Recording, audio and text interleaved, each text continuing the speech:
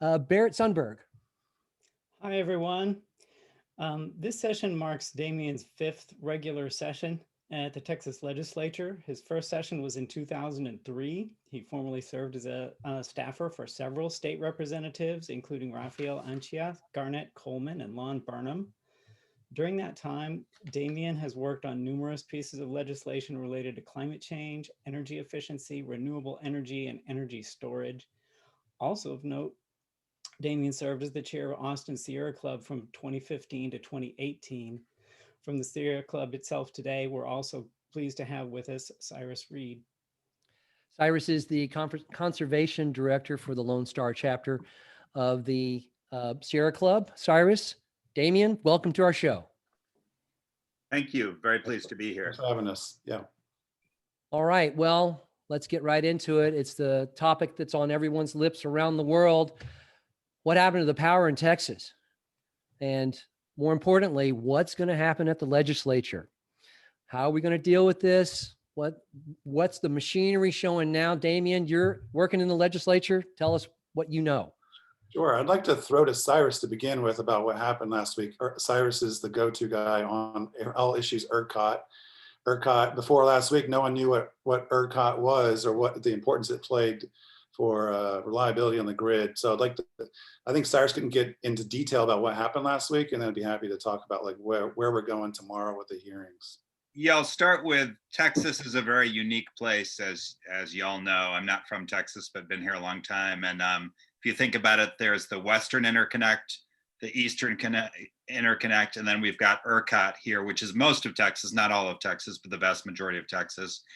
And it's been around over 100 years, and Texans in general don't like the federal government to get involved, and we're pretty independent within that ERCOT grid. And 20 years ago, the legislature made a decision that we were going to maintain that independence and deregulate our energy market. And they made some decisions about how much, risk and reliability we would have. And they went with, I'd say pretty high risk. And we have seen some storms in the past, both really hot spells and cold spells. And so both in 1989 and 2011, we had situations that were not near as bad as the one that happened last week, but where we did have some brownouts and blackouts. And actually, FERC and NERC did some investigations, made some recommendations, but we chose for the most part, despite Damien's attempts when he was in those offices in 2011 and 2013, I think, or maybe it was just 2011. I can't remember when you were there, Damien. They didn't make major changes. And I think we saw the results of that. So the governor and lieutenant governor and everybody else can point the finger at ERCOT, but they really should be pointing the finger back at themselves because they're the ones who pass the legislation. The governor's the one who appoints the PUC, which actually ultimately regulates ERCOT. ERCOT is like the pilot. Everybody else built the parts. And we had some failures last week. Tell us what FERC and NERC means. So I can never remember you're getting into acronyms. ERCOT's a hard one to remember, Electric Reliability of Council of Texas. Okay. FERC is the Federal Energy Regulatory Commission, and NERC is the North American Reliability Council. And both of them have some oversight over Texas, but FERC has relatively little oversight over Texas, but NERC actually does have quite a bit. And they really play a key role in other electric grids in terms of the rules and the reliability standards, and less so in Texas. That being said, FERC and NERC did the investigation in 2011, came up with the recommendations, and they are doing another investigation. Just as the legislature is beginning their investigations, the PUC is starting one, ERCOT's doing an internal investigation. The Travis County District Attorney is doing an investigation right now too to look for criminal charges. Yeah, and our Attorney General, who's the one who sued other states for not getting the election right. He, I think, canceled his trip to Utah, as far as I know, and he's also, starting lawsuits and investigations. But again, this is what politicians of all stripes do. When a crisis happens, they start to point the finger. Hopefully, cooler heads will reign, and we'll go after the right enemies and make the right solutions and not make things even worse. So Matt, when they made recommendations in 2011, were they things that would have applied to this situation? And what did we actually do about them? So very much so. They particularly said, you guys are not putting many requirements on your infrastructure and your power plants. You're not requiring your power plants to weatherize, to winterize. You're not requiring your gas infrastructure, your wellheads and compressor stations and pneumatic devices that move the gas through the pipelines. You're not requiring them to winterize.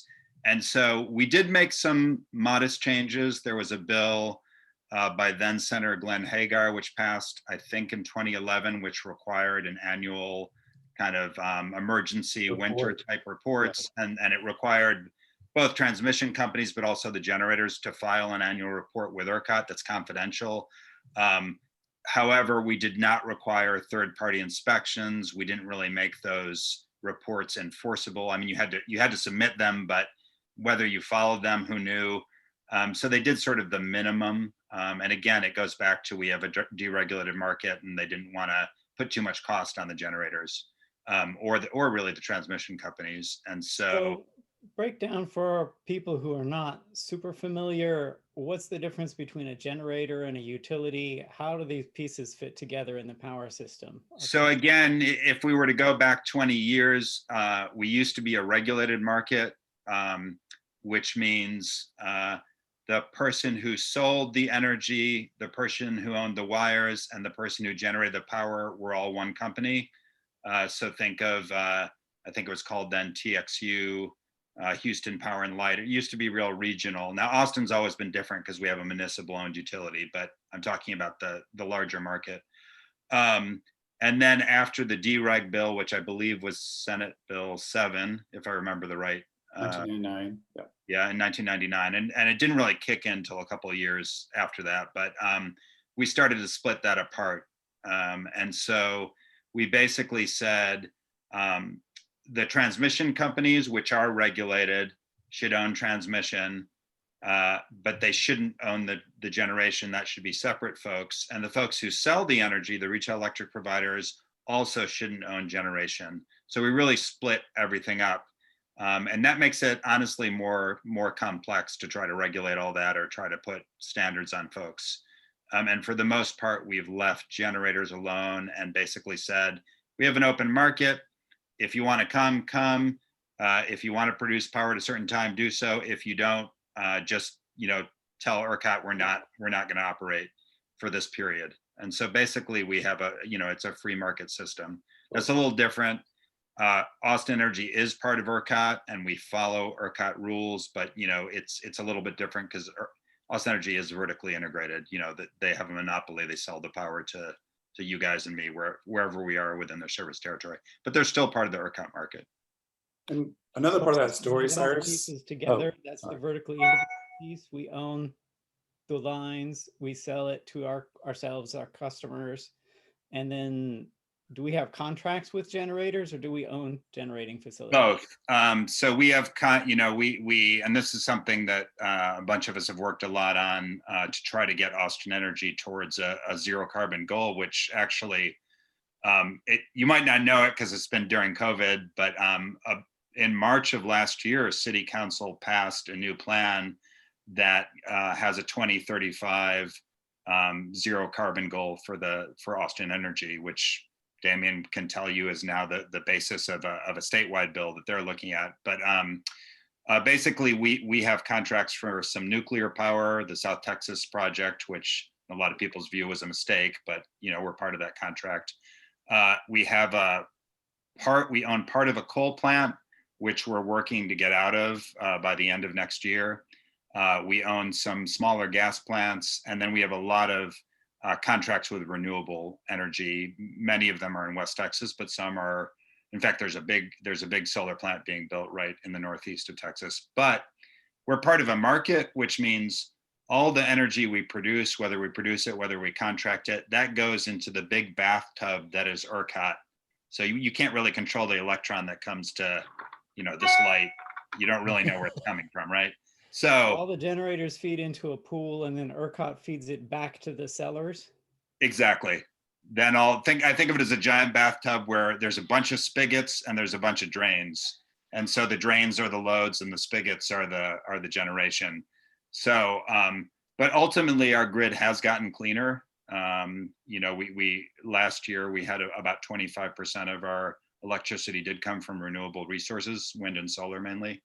And we are seeing electric storage come onto the grid. So the grid, in some sense, despite, you know, everyone attacking ERCOT, there is some success with our grid in terms of getting cleaner technology on it.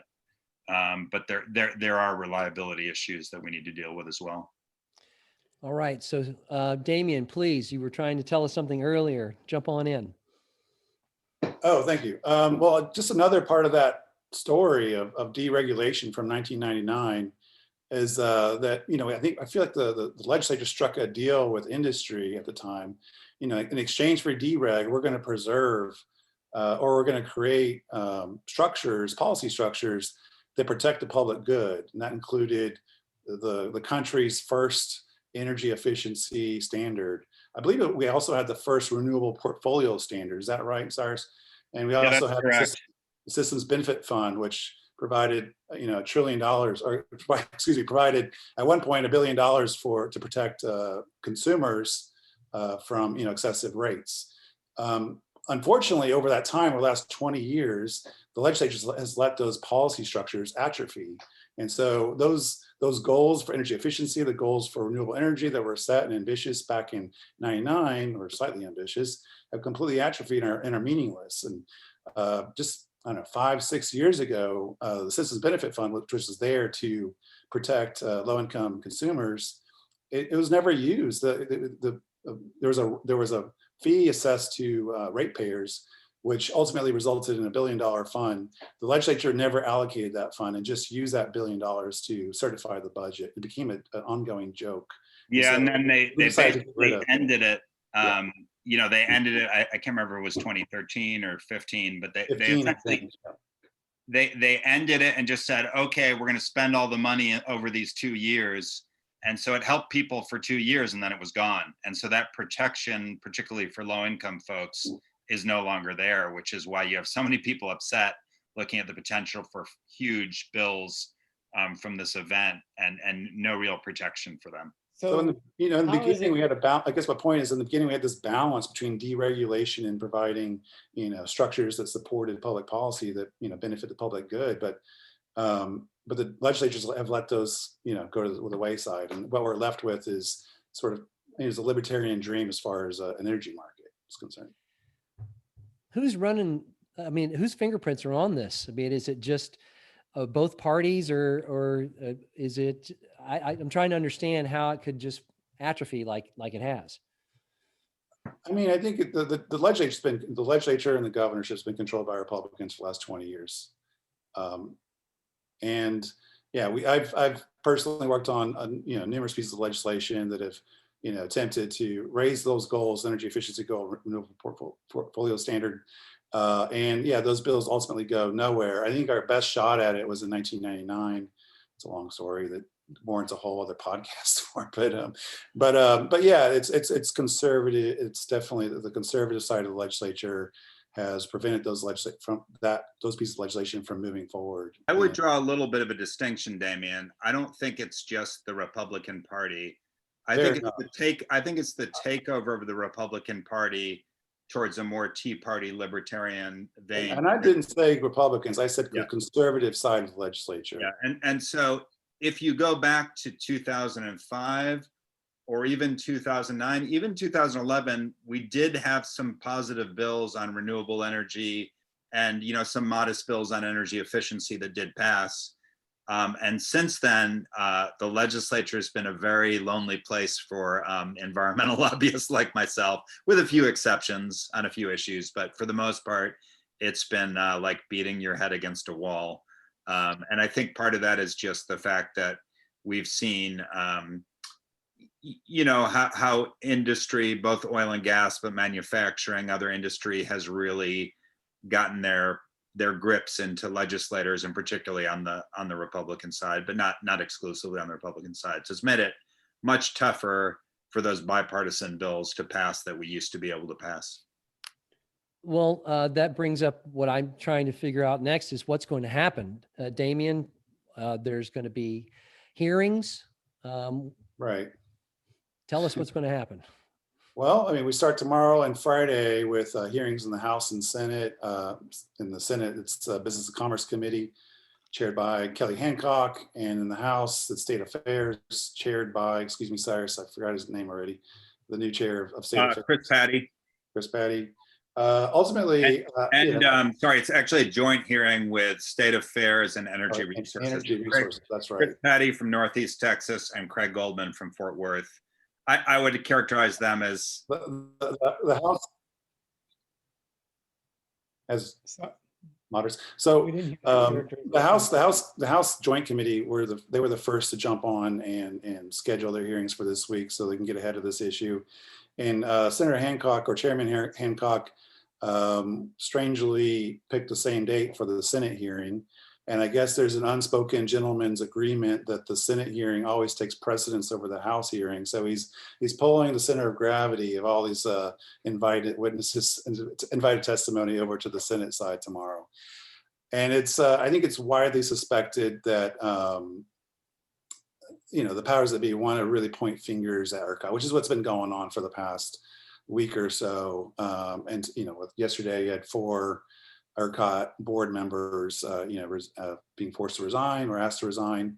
I'm not sure that really solves the problem here. If you can change the makeup of the board, and if that event happens tomorrow, Eckhart's going to follow the same protocols that it had in place 2 weeks ago. This does absolutely nothing to solve the problem, and so there'll be a lot of finger pointing. And I'm not sure we're going to get to solutions just yet, but we are definitely setting up the stage to. At least.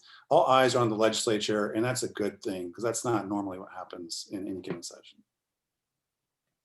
And there has been a lot of activity. The lieutenant governor, I think it was today, announced his 31, 31 senators. So he announced his 31 priorities, and it does include a couple issues related to this. And all indications are that the first thing they're going to do is some sort of winterization scheme to better protect the infrastructure.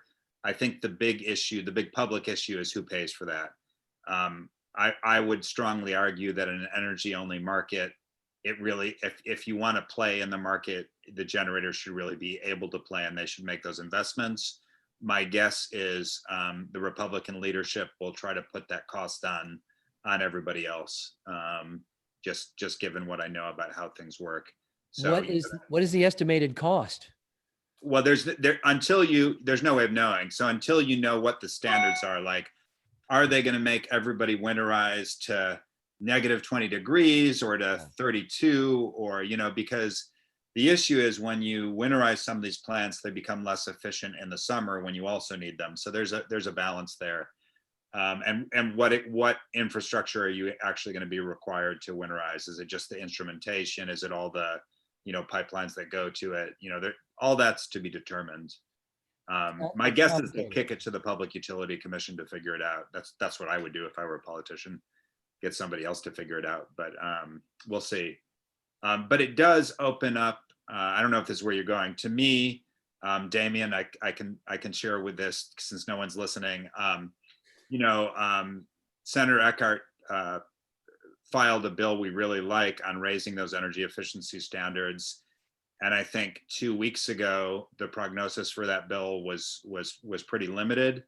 I think with this issue and the fact that people need to look at both the supply side and the demand side, suddenly this bill becomes an important bill. And Damien, I heard from some of the lobbyists from the utility. Naysayers, traditional naysayers. Well, no, not naysayers, but people who, the utilities that would have to run these programs, they're already running the numbers now on this bill where they weren't before, because they now think it's probably going to get a hearing. It's probably something a little more serious. So, and I haven't had a chance to talk to you about that, but we're talking now. So I do think this opens up the opportunity for us to talk about some things we've wanted to talk about for a long time. So that's, and also climate planning, and Senator Eckhardt has a great bill on climate planning as well. So I think it, out of these crises does come opportunity.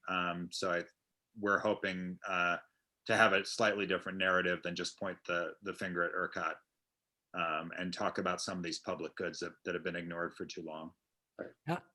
Damien, talk to us about these bills that that Cyrus is alluding to. Sure, yeah. So we have Senate Bill 243, which, as I spoke earlier about increasing the energy efficiency goals, and it hasn't been done since 2007. So it establishes a 1% energy savings goal for the state. So that every year, the PUC is seeking to recoup 1% of our demand through energy efficiency, and that's done by passing on a small fee onto ratepayers' bills. And again, this is in the deregulated market and not in Austin Energy and other needs, because we already have our own programs and are vertically integrated. And Austin Energy already has a 1% goal, right? Honestly, and they usually exceed it. So we've already done that in Austin. This would be making it more of a statewide program. Right. And as I mentioned before, Texas had the first energy efficiency goal in the country, and now it's anemic compared to others. It's 0.4% of peak demand, whereas around the country you can see goals of 1 to 4%. So we're asking in this bill for a goal of 1%, and that would do a lot to, again, reduce customers' bills and reduce the demand for additional power plants, carbon emitting power plants. What about, is it Senate Bill 307? Did Senator Eckhardt list that one? I'm trying to understand if it's SB or AP. You get a lot of questions about that one. I wasn't expecting that curveball today. No, that's an interesting. That's for your benefit, Cyrus, and for the others out there. That's a bill that requires counties to enter into a cooperative agreement through I forget what it's called, a UDC, utility district cooperation, or UDA, which is a little known provision in statute that allows counties to work together on different utility issues. And so that bill requires, if a water distribution pipe is crossing across two counties and meets certain dimensions, that those two counties have to enter into that kind of agreement in order to plan for the distribution of water. So here in Travis County in Austin, we live in a right on the divide between a wet zone and a dry zone. And as climate change occurs, we see the need, possibly the need to manage that resource, and not just rely on on river authorities or others to move water around. So it's a new idea that's brand new to the entire state. We've gotten a lot of feedback on it. The idea was to make that process democratic, so we're like preventing the private ownership of pipelines, and to make sure that people have a say on how water is planned and coordinated across the region. Right, but we've gotten so much flack on that bill. I don't see that bill going anywhere just yet. So we've started the conversation on it, and it's probably going to take several sessions and some adaptation before it moves. What bill has the snowball's chance at this point? Well, we're a freshman Democrat in the Republican legislature. We may have a good bill on the Kapkoff soccer. Anyway, sorry. It's investing in allowing that soccer group to access funds they wouldn't have otherwise. I'm kind of joking, but yeah, I think our energy efficiency bills actually has traction. And it's like one of the more meaningful pieces of legislation that we could see moving forward. We may have a really important sponsor in the House taking the lead there, and may provide some momentum. It hasn't happened yet, but I'm hearing that. And so with certain factors at play, and in addition to what happened last week, we could see movement on that. I'm joking about our bills not going anywhere. It's just it's before the snowpocalypse. It's been a very difficult session with coronavirus, and we can't meet in person, or the meetings are very limited. Bills have not yet been referred The lieutenant governor may not refer our Senate bills until the 60th day. That's very unusual. Usually at this point, bills are already moving through the process. We're already gearing up for committee hearings. We're hearing that there'll be, much fewer committee hearings to hear out our bills in the Senate, probably in the House. So I'm just been projecting that it's going to be a train wreck of a session with lots of bills, more than usual, just dying at the end of session. And it's just unfortunate because we are facing a number of crises even before winter apocalypse.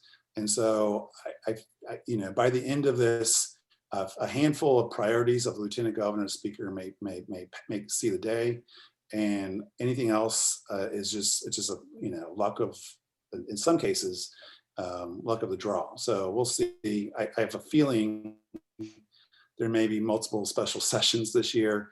There will already be a special session on redistricting, and we may have to pile on top of that some of these other issues that the legislature is attempting to tackle. So Damien, what with so about much- the bill you filed that requires planning, looking at climate change in terms of the strategic? I think that's a great chance, right? Because we have a couple of bills that require state government to take variations in weather and severe weather more seriously.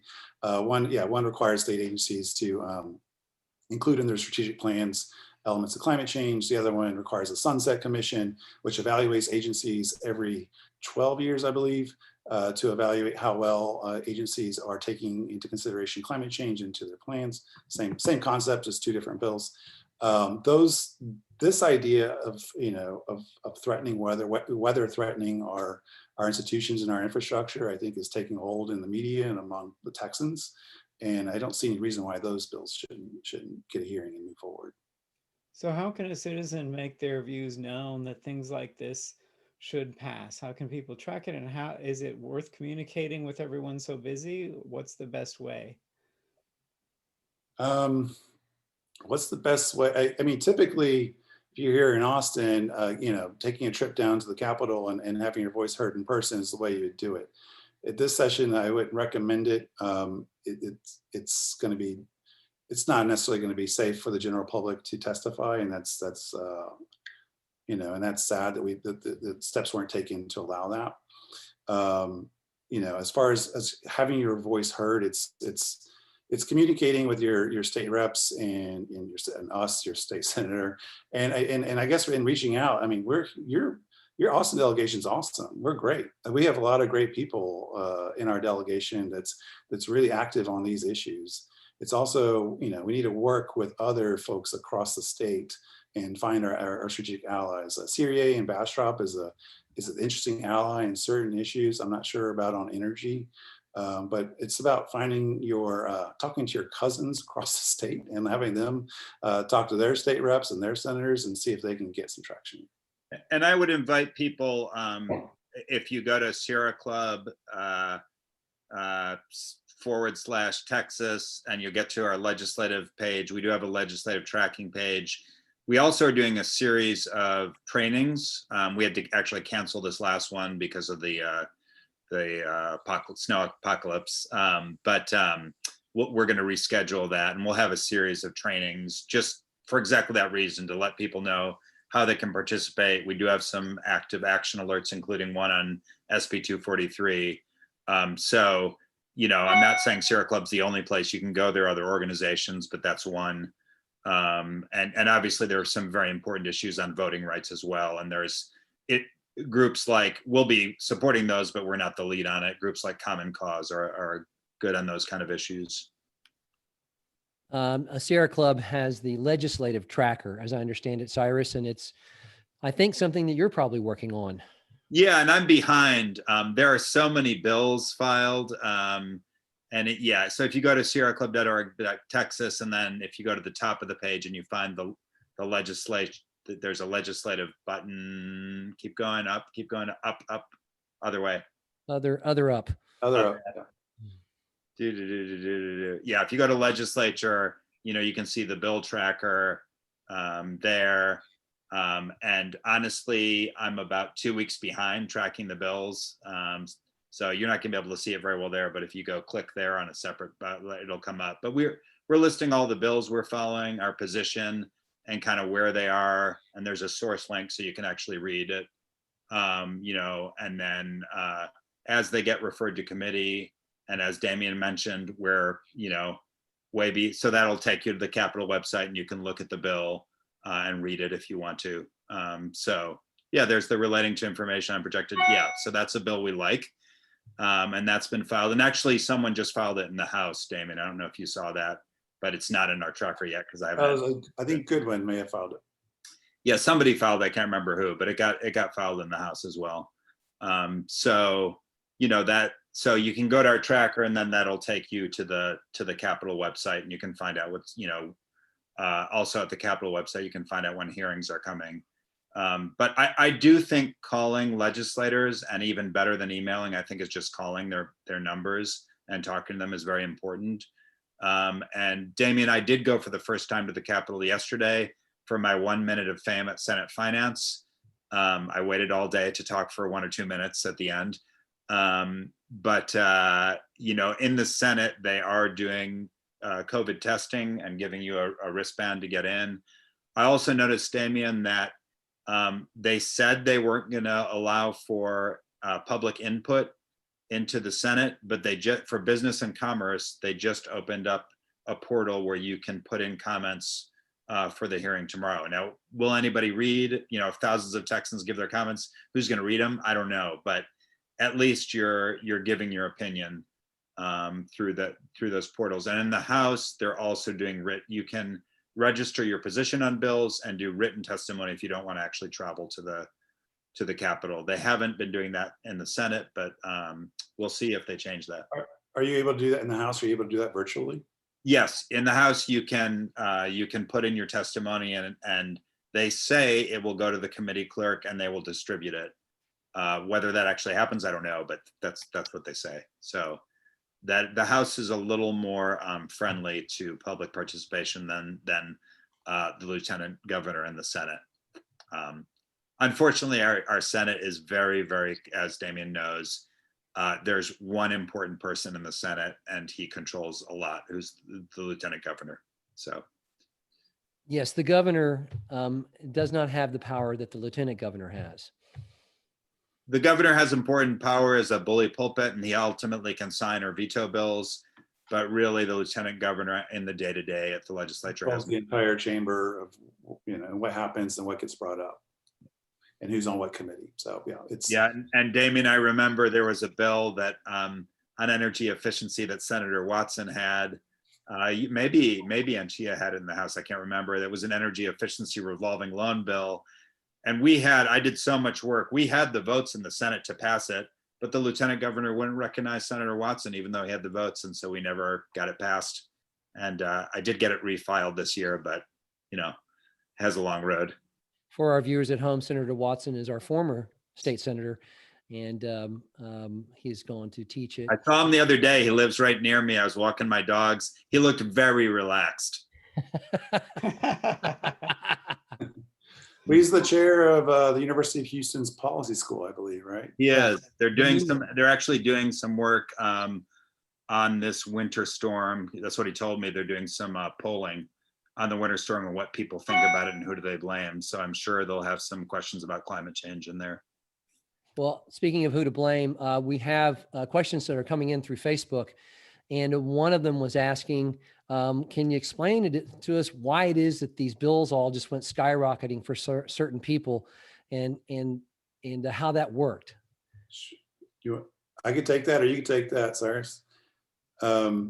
I'll take a stab at it and let Cyrus fill in the details. But essentially, wholesale market prices for generation is capped at $9,000 a megawatt hour. The market is supposed to adjust to changes in demand and supply. And as the winter storm was approaching, supply was drying up because of the gas at the pumps were icing up, and the natural gas was not flowing to the gas generators. Some wind turbines were seizing up and were not able to provide electricity on the grid. The nuclear plant that we have down south also had some issues with ice and was also not able to generate. And so there was just there was just a precipitous drop in supply while demand was increasing. The PUC itself, we have a cap on wholesale prices at $9,000, and the price was weirdly not hitting the cap, was staying around 1,200. So the PUC, the 3-person commission, had a vote to hit the price at the cap at $9,000 to try to trigger additional generation to come online. And that generation was not coming online. Part of that's, again, because the natural gas supply was not available. And so as a result of that scarcity on the gas side, gas prices started escalating. And in fact, you had like gas prices exceeding the cap of generation. And so luckily here in Austin, we are protected by our, we have a rate that we pay. But in the deregulated market, there are certain companies, reps that allow. And we're not totally protected, Damien. Oh, I know. Yeah, I get that. Yeah, but we don't have to face that $15,000 electric rate bill coming due this month, like some of the other companies. And most people won't face that $15,000 bill. It depends on their contracts. They have contracts with retail electric providers. So some have fixed contracts which don't vary, and so they'll probably be okay. It's the people who had variable contracts, and particularly people who had a wholesale rate contract like Gritty, which is one of the companies, and they're going to go belly up. They're not going to survive because no one's going to be able to pay that amount of money, and they're going to be on the hook for it. So they're probably going to go away. So those are the people most impacted. But even people in San Antonio and Austin ultimately will have some bills to pay. And I say that because Austin Energy and CPS Energy have to cover their load. And to the extent they had plants that went down, and they did, they're going to be hit with that price. And we won't see it immediately, but we do pay fuel prices. So it'll go into those fuel prices, and probably Austin City Council will have to figure out, are we going to make ratepayers pay that full amount? Are we going to use some other schemes? So that we're not all, we don't have that sudden price spike. Because in Austin, what we do is we, about every 6 months, we look at our fuel costs and we adjust that price that you pay on your bill. So there'll probably be some adjustments coming up. I also sit on the Electric Utility Commission for the City of Austin. We'll be talking about this whenever our next March meeting is, I'm sure. So let me see if I'm getting this general picture in my version of simple English. All these companies are out there selling electricity into the ERCOT pool of energy, and then the companies are buying it from ERCOT. And then when all the power plants froze up, they jacked up the price like 100 times from normal to try and get people to contribute electricity, but there was no electricity to come in. So everybody was just paying a giant price because we were short. That's just the way the system is designed. It's an energy only market, and prices should go up in times of scarcity. That's the way it's designed. It should work that way. And ideally for minutes, not for hours and days. The problem is the PUC made the decision that they were going to put the price at the cap while we were in EEA 3, which is Energy Emergency Alert number 3, which is when you do rolling outages. And so they made that decision as a commission. And I think their intent was, all these people will use, backup generators or generation or demand response, and things will equal out, but it just didn't happen for those 4 days. And so it's sort of you had a lot of people with outages, and the people who actually were consuming energy are going to get hit with that price, not maybe directly, but it'll come out in some way in the system. So the commission itself actually raised the price. Yeah. The commission, yes, the commission. Well, the price, they didn't raise the cap. The cap is at $9,000 and has been for a couple of years. Used to be down at 1,000, then they raised it to 3,000, then they raised it to 9,000. But that's just the limit. They raised the price. Companies were actually paying to buy power to pass on to the individual customers, right? It's the settlement price that you get settled on the wholesale market. So it's sort of like the spot price. Again, some people have long-term contracts. And that was only part of the problem. I mean, yes, they voted to set it because the market should have responded automatically, and it did not. So they were trying to, turn on all the faucets to get generation going, and that's the signal you send to bring capacity online. However, that's only half the problem, because the other part of it is there was a scarcity in natural gas. The pumps were frozen up. And so that price went through the roof, and there is no cap on that. And in fact, it went so high up that it exceeded what generators would pay for with their $9,000 cap. So not any generator functioning at $9,000 a megawatt hour is actually losing money because the price of gas was going so high. Because this whole gas theory isn't is only based used on for the power idea that generation. the price will bring up enough energy and the market will supply it. But in a real emergency like this, it doesn't work, is what I'm hearing from It this. showed a real failing. I mean, that's And kind of a I will, generalization, but is that kind of what happened? it's fair. That's fair. And by the way, I mean, I know Cyrus has spent a lot of time at ERCOT. I spent a little time there. I've, what the nodal market is and how it works. And it is a feat of engineering and math. And 99% of the time, it's amazing what the engineers at ERCOT accomplish and what they do. However, we show this event, this edge event, which is, plays such a tremendous, role in devastating so many lives across the state and traumatize all of us. It just shows like the fragility of that market. There's an issue here that needs to be addressed, and it's going to require, I think, a number of hearings, not just at the legislative level, but at the regulatory level and at ERCOT's level to better understand what happened here. But I think the point for this group is, I mean, it just shows you, we all knew climate change was real, but it's happening faster than we thought. And the system we designed is designed for normal weather. It's not designed for these climate extremes. And so that's why we need to have a more resilient system, and one that considers these outliers, which are no longer outliers. I mean, we had 500-year floods in Houston 3 years in a row. So it's not really happening every 500 years. So. Yeah, Catherine Hayhoe has a great term for it. She calls it global weirding. Right. And that's really the ultimate sign of climate change, is that the climate is going to act weird, and we're going to notice it. And it's so obvious now. I don't see how anybody can go to the legislature and pretend that that's not happening. Very fair. Yeah, I don't know how anybody can say it with a straight face. So yeah, it'll be our challenge this session to get more people to utter the words climate change.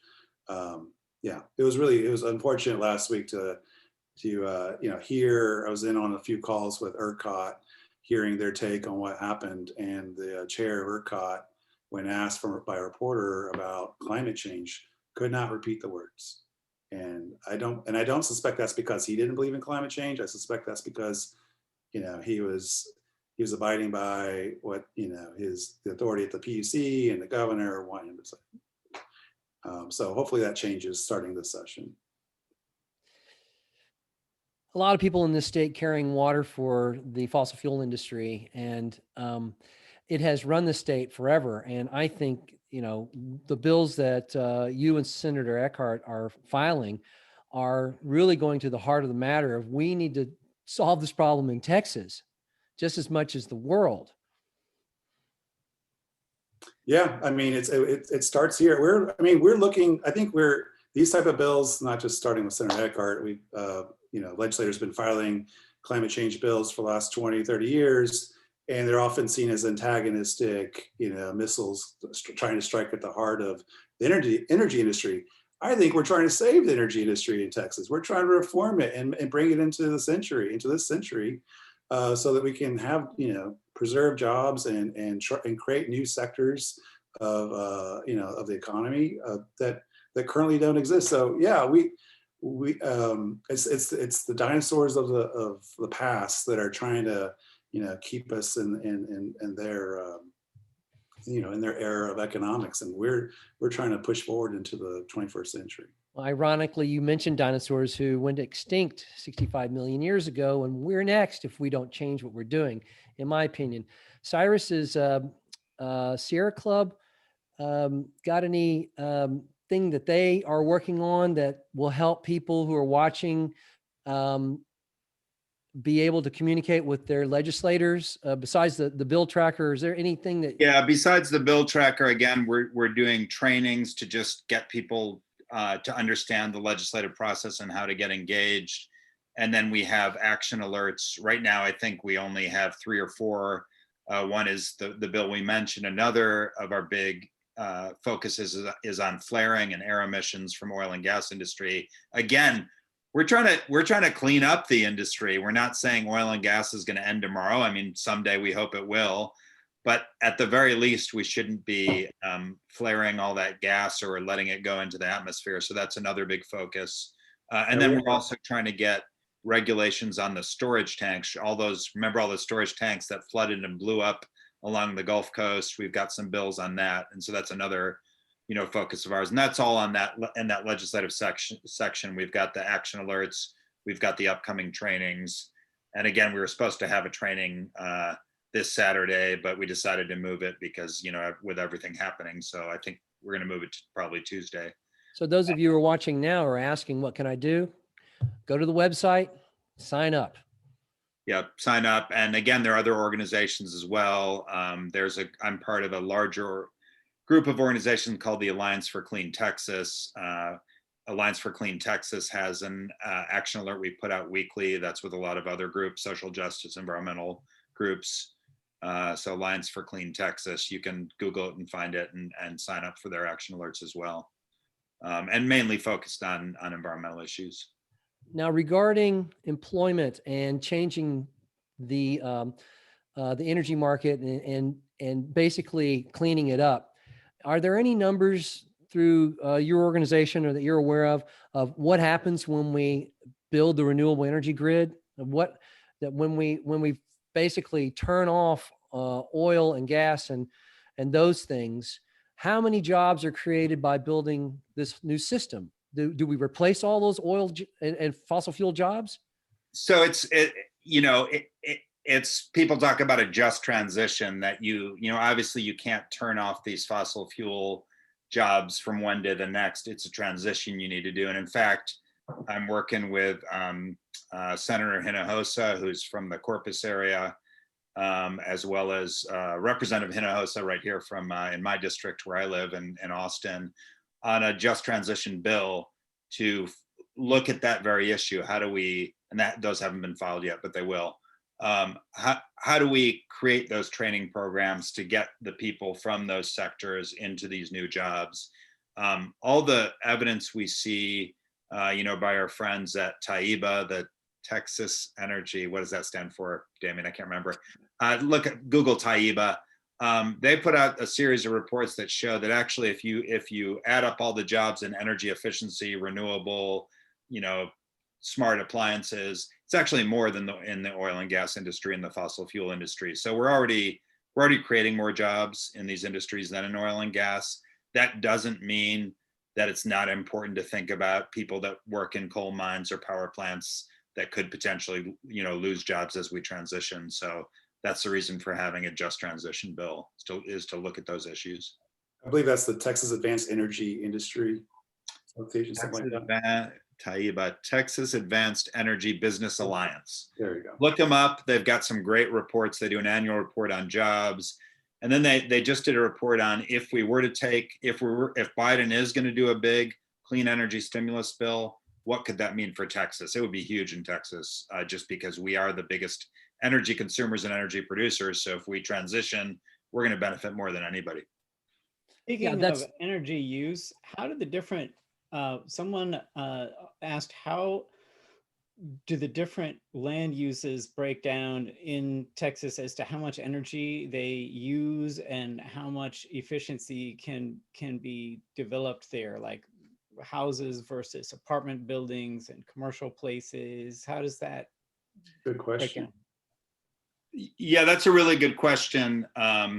There was a report, and now I'm drawing a blank, whether it was DOE or Energy Information Administration. In 2019, they did an energy efficiency potential study, And I might be making up the numbers because it's not in front of me, but it showed by far the biggest state in terms of energy efficiency potential was Texas. I think I remember the number 87 billion in energy savings if we're to really reach our top potential for energy efficiency. And it was, as I remember, it was split pretty evenly between residential, commercial, and industrial. So obviously in Texas with all the refineries, industrial is a huge use. But I don't have those numbers in front of me, but I'm thinking it's a third, but don't quote me on that, but I can certainly reach out to Martin and get those links, and he can share it with the larger group. Our questioner there asked, are there any bills that affect like land use and zoning that might make that more efficient? Is there?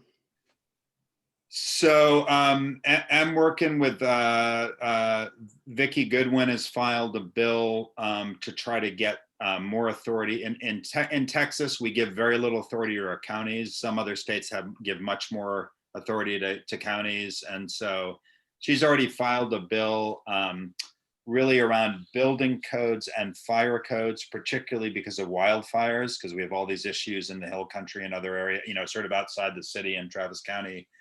With wildfires, so try to give the counties more authority on land use and building codes, and then working with their office on another bill on basic, allowing counties more authority on building codes so that counties can actually adopt, enforce, do permit fees, and better control development, because we have, anyone who's been to Houston or Harris County where there's no zoning knows what happens. So counties do have some ordinance making authority, but very limited. And so that is a focus. And there are, unfortunately, there are also offices going the opposite direction, taking away local control. And we're very concerned about that. But there will be some bills. Again, just so people know, the legislative session is not a sprint, it's a marathon. And we're not even halfway through it. And the bill filing deadline is March 12th. March 12th. And so you're seeing hundreds of bills filed every day, particularly, and a bunch of us were scrambling today because today was the deadline to get language into Leg Council, or maybe it's tomorrow. Is it today? Okay. So I wrote with some offices 3 bills over the last 24 hours just to get them in around demand response and reliability standards. And so you're going to see a lot of bills filed on March 11th and March 12th. And that's when we'll really know. And also the Lieutenant Governor announced he's got 31 priorities. I don't think any of those bills have been filed yet. So you're going to see, normally there's about 5,000 bills filed and we're at about 3,000. So we're still going to see a lot more bills. And then it really starts, it goes fast and furious after March 12th. How many of the 5,000 end up getting passed in a typical session anyway? Yeah, so it's usually about 20% get passed? Under a third, right? Yeah. I think it'll be less this session because of, it's just COVID and everything else. And they've got the only bill that must pass is the budget and eventually redistricting, but that'll be special session, sometime 6 months from now or something. Probably October-ish. Probably October-ish. But the budget, that's the other thing for people to get involved in. You'll see on our website, we're filing testimony. We've already filed testimony on the budget in the Senate, because the Senate already started their budget hearings. And there's a lot of good that can be done within the budget in terms of, getting things like wells cleaned up or air monitoring done or programs for cleaner vehicles. We just saw a good bill filed today by Representative Canales, an electrification bill, so Transportation Electrification Act, or ETA, I think it's called, the Electric Transportation Act. Something like that got filed today. So that's a bill with some other folks who'll be supporting, because if you look at climate change, we first got to take care of our electric grid, and we're slowly moving that direction, but then comes transportation. And I just, for the first time, started leasing a Nissan Leaf, which is great, except with the power outage, I was sort of in a bind. But I think normally it's great. We have another question from the audience. What steps are being taken now to ensure the Texas electric grid is ready for more electric vehicles? Are there any synergies between EVs and the grid? Certainly. So the bill got filed today. That bill, Somebody look up that bill number. It's I can find it and send it to you. Okay. It just got filed today by Terry Canales. The PUC, Public Utility Commission, did open up not exactly a rulemaking, but a project looking at this question of EVs, and took comments. They haven't actually done anything on it. But yeah, I mean, ultimately, the goal would be we want to have a good infrastructure to charge your EVs, but we also want to be able to use those EVs to charge the grid when we need it. And we've seen small projects where that's been done with some larger EV vehicles in different places. There's a couple in Texas examples of that, but obviously long term, that's the idea that the EVs can communicate both directions with the electric grid. We're not there yet, but the idea is to be prepared for that.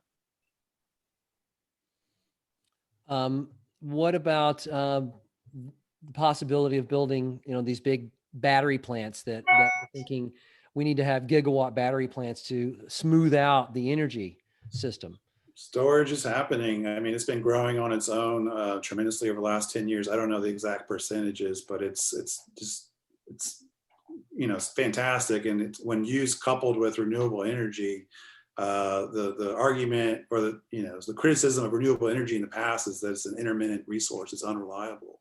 When you couple renewable energy with capacity, with batteries, then you have essentially baseload. And so that's coming a long way. The technology is getting there, and it's playing a huge part in delivering renewable energy and delivering a reliable energy infrastructure. Yeah, so if you think the total grid within ERCOT, the total capacity is somewhere around 100,000 megawatts.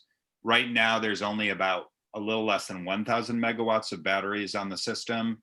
But if you look at the ERCOT queue, the line of people who may invest, and some of these may not happen, there's something like 10,000 megawatts of storage that's in the queue where people are doing interconnection studies or doing some financing. So they may not come about, but the interest is there. The other thing that ERCOT has done to its credit is they started a what they're calling Passport, which is going to take several years, but the ultimate goal is to incorporate storage, what are called ancillary services, which are sort of like reliability services, and then distributed generation, and put it into basically their system, which is called SCED. Don't worry about it. But it's going to take a lot of computer power and 3 years to do this, but they started that. And so it's supposed to be done around 2024. Once that's done, we think there'll be a whole lot more batteries coming in, because the rules will be such that storage can really compete. There is a bill by Senator Hancock, 1941, that would clarify ownership rules on using storage for transmission. His bill is very modest. It is not the bill that Damien Brockman wrote many years ago. That would have, I think you wrote a bill, Damien, a big storage bill. His just says we can do up to 40 megawatts we can contract up to 40 megawatts of storage for transmission needs, which is tiny. But it's a start. It's at least starting to talk about storage has multiple uses, one of which can make the system more reliable, make the transmission system more reliable. So it's coming around. We just hope they don't mess things up in this current crisis and go backwards. Oh, sometimes things come down from the top, so to speak. Are any of the lieutenant governor's priorities related to climate change? No, not at all. I mean, the lieutenant governor, the speaker wouldn't utter the words climate change. But I mean, I think we'll be talking about energy resilience this session. We'll be talking about it, but we won't be using those terms. But we may accomplish a lot of what we need without having to do so, without having to talk about climate change because of what happened last week. It's unfortunate it took that event to get us here. It's unfortunate that we have to react to crisis rather than being proactive and imagining the grid that you want to have, not the grid that you should have had yesterday. So it's kind of like the Harvey floods last time. The governor refused to call a special session, which he probably should have done, honestly. But in 2019, we did pass major bills on flood planning and flood infrastructure. And while those bills were far from perfect, they created a state apparatus at the Texas Water Development Board where we're actually going to start, doing long-term flood planning and coming up with a state flood plan. Now we're hopeful that it won't just be about infrastructure, but will include green infrastructure. So we're working on that. But again, it didn't really talk about climate change, but they did talk about, the need to look at weather variability and long-term needs to deal with floods and hurricanes. So out of these crises, finally people do things that they just may not use the words that we would use. Well, someone pointed out on our Facebook, how do we have the best of both worlds for these weird events that are hard to anticipate? I guess now that we've had one, at least we're considering them. I really appreciate the hour of discussion you've given our listeners here, which has been very excellent. Are there any should we be going to closing thoughts, Martin, or any wrap up, Damien? Oh, no, I mean, I'm just glad that you guys are engaged, that you're, engaging all the communities in and around Austin on climate change. It's great to see that there are so many folks motivated for the legislature, for, Congress to act on this issue. It can't come a moment too soon. So I'm just really happy to see on this event tonight and participating. And don't forget all the venues is what I'll say. The legislature is extremely important, but we here in Austin are blessed to have our own utility. We have a great, energy resource plan, but the city of Austin is also considering the climate plan, the climate equity plan for the city of Austin. I believe, sometime soon a vote will come to city council for the updates. And city of Austin is contemplating a zero carbon 2040 goal for all of, everything, transportation, everything. And that's unique. We have other cities at 2050. We don't have any cities at 2040, and Austin would be the first. So it's important to engage at that level as well. So ladies and gentlemen, if you're watching at home, please know that when you contact any of your elected representatives, it actually counts. And we are proof of it in our own organization with our Climate Crisis Committee. And we've been meeting with different legislators and Congress people, et cetera, trying to get this word out. And if we all just did a little bit, be surprised at what the effect could be.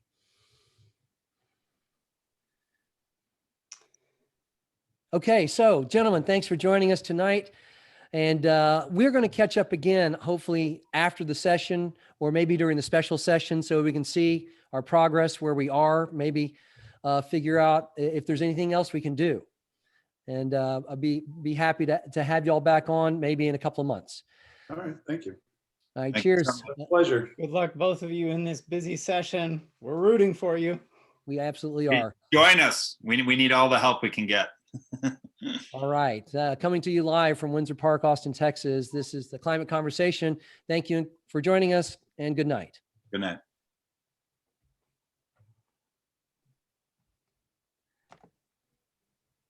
And that's it, gentlemen. We are off. And we're out. I think Cyrus just took off. It says recording. I'm not sure. Oh, that's just the. Yeah, we're recording this. I'll stop it now.